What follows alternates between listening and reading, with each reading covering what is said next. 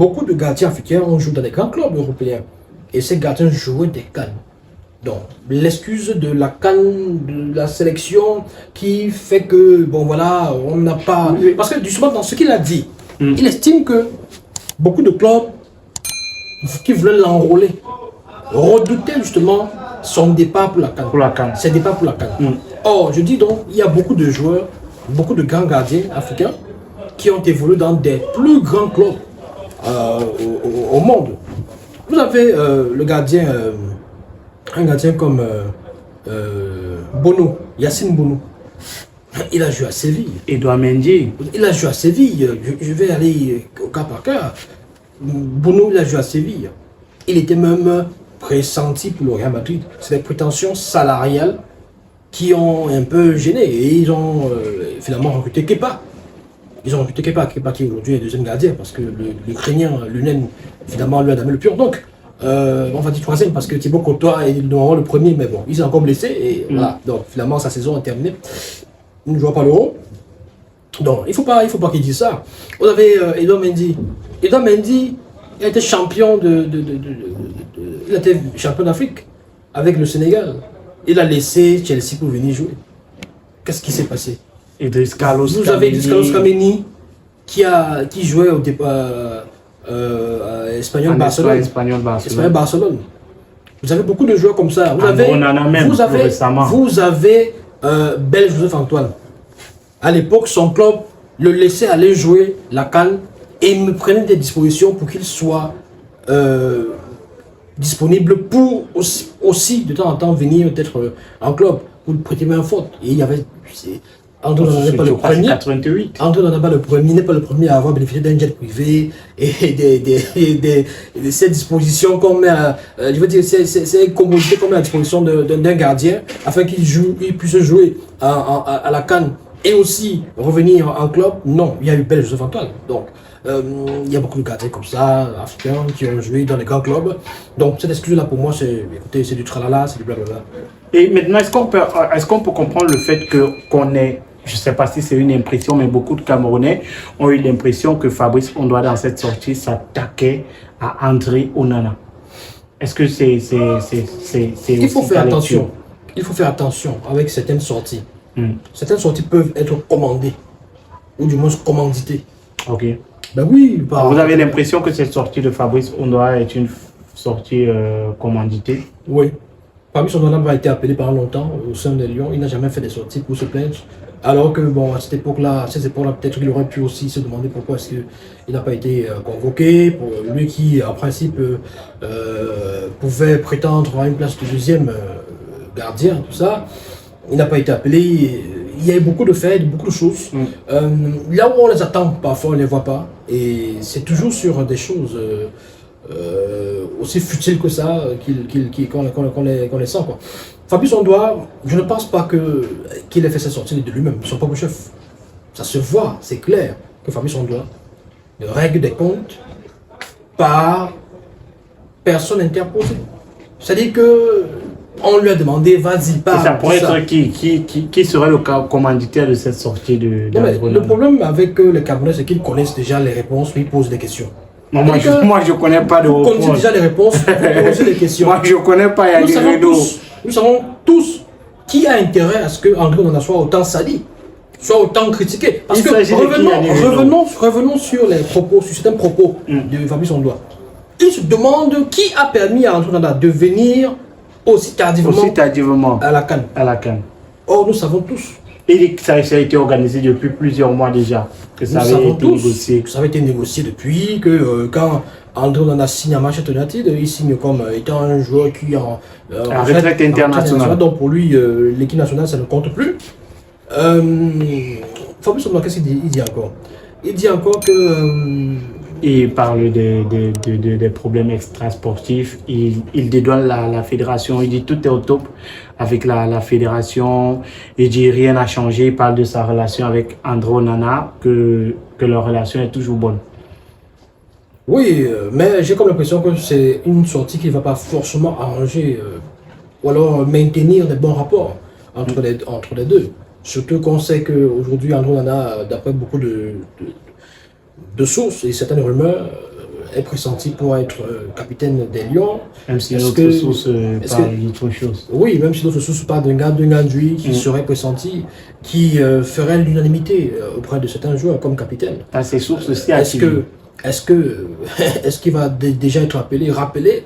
Première question. Deuxième question, est-ce que le niveau de Ngandou aujourd'hui est de nature à lui garantir une place de titulaire indiscutable de telle façon que voilà, qu'il soit capitaine? Autant de choses. Donc, moi je pense que c'est une sortie maladroite de Fabrice Ondoa.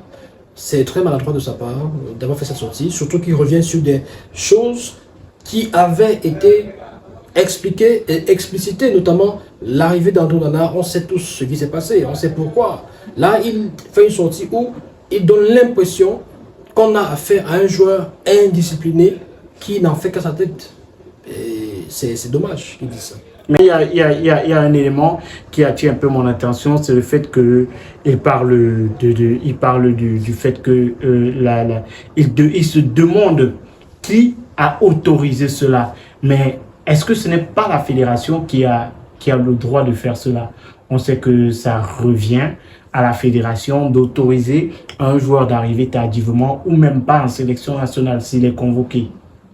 Ben, il devrait poser la question à la fédération, mon cher Magique. Parce que si Andrew Nana a décidé de venir à ce moment-là de son propre chef, s'il a imposé ça à la fédération, je pense que il aurait fait face à des sanctions. Il aurait fait face à une opposition du coach et même du président de la fédération. Si on lui a permis d'arriver à ce moment-là, c'est parce que justement, ils se sont accordés. Donc du coup, quand Fabrice Ondoa fait cette sortie, pour moi je pense qu'il s'en prend également à sa fédération. C'est-à-dire qu'il noie également, il enfonce également sa fédération.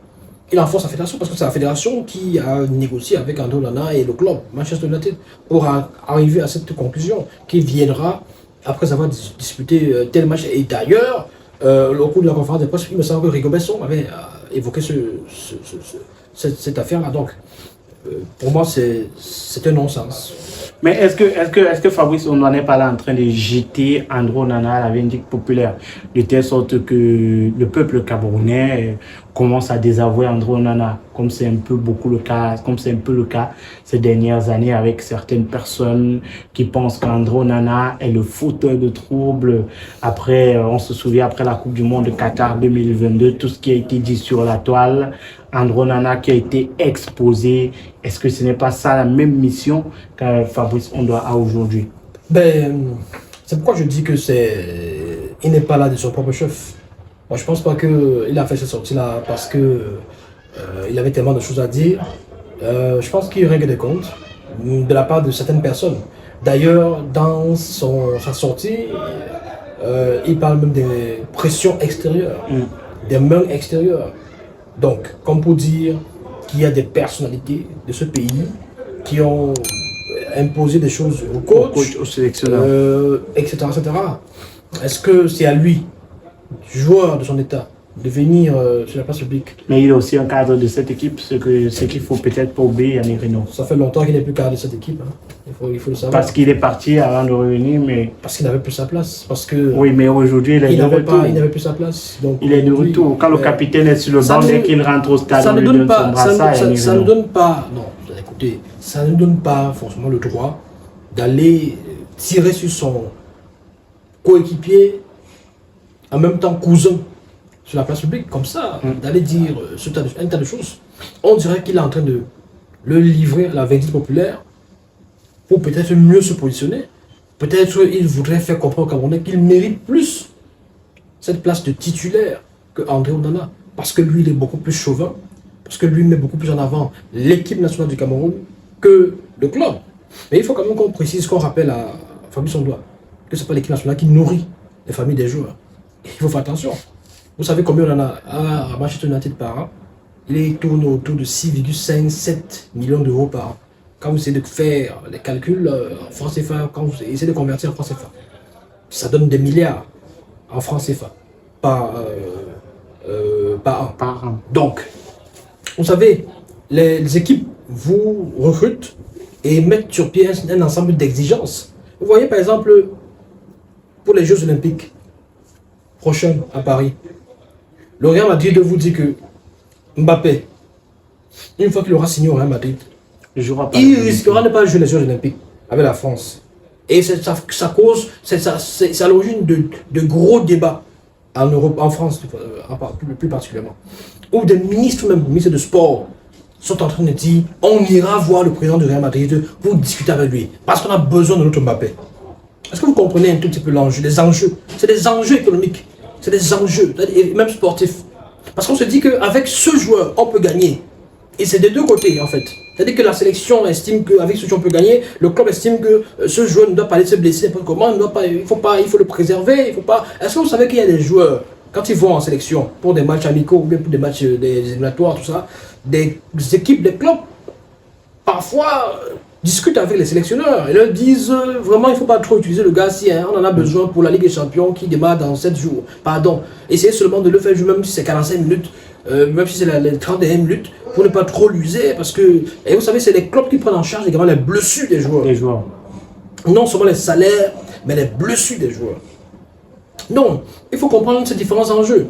Alors, Fabrice Ondoa, malheureusement pour lui et même malheureusement pour nous, parce que nous aurions souhaité, nous avons tous prié afin que lui soit dans un grand club. Parce que si André Onana aujourd'hui à Manchester United, et après avoir fait l'Inter, après avoir fait l'Ajax, rien que des clubs historiques, parce qu'il faut dire que le club mythique de Pays-Bas, c'est l'Ajax. En Italie, vous avez l'Inter de Milan, le Milan reste la Juventus, des clubs historiques et mythiques. En Angleterre, le club le plus mythique, c'est Manchester United. Le club qui a gagné des champions et tout ça, qui a fait beaucoup de très bons résultats, gagné des gros titres, c'est Manchester United. Donc, si lui, il a eu cette chance, parce que quand on parle de chance, peut-être un abus de langage, il a eu cette possibilité, parce que ses performances lui ont permis, Fabrice, on aurait souhaité le voir, à ce niveau. Pas Marseille, Paris Saint-Germain, des clubs, voilà, pourquoi pas aussi le Real Madrid, pourquoi est-ce que c'est impossible? Or, il vient nous dire que c'est, en fait, s'il n'est pas au Real Madrid aujourd'hui, s'il n'est pas à Manchester United aujourd'hui, s'il n'est pas à Liverpool, etc., c'est parce que lui a toujours choisi de jouer pour le Cameroun quand on l'appelait. Et il a d'ailleurs même, il y a des clubs qui estimaient que, comme tu aimes jouer pour le Cameroun, là, on ne peut pas te recruter ici. Parce que sinon, quand il y aura la CAN, la CAN c'est combien de fois par une fois toutes 2 années. Une fois toutes les 2 années. Voilà. En tous les cas, Fabrice Ondoa a fait ces différentes sorties qui ont mis le feu sur la toile et on en parlait sur notre plateau avec Yannick Renaud. Yannick Renaud, merci. Merci mon cher Magique, merci à tous les abonnés. Dans notre prochaine vidéo, nous parlerons de José Mourinho qui est pressenti pour être le prochain sélectionneur des Lions indomptables du Cameroun. Si vous êtes nouveau sur la chaîne, abonnez-vous pour ne rien manquer des contenus que nous proposons et surtout likez la vidéo, commentez pour donner vos propres avis. À la prochaine.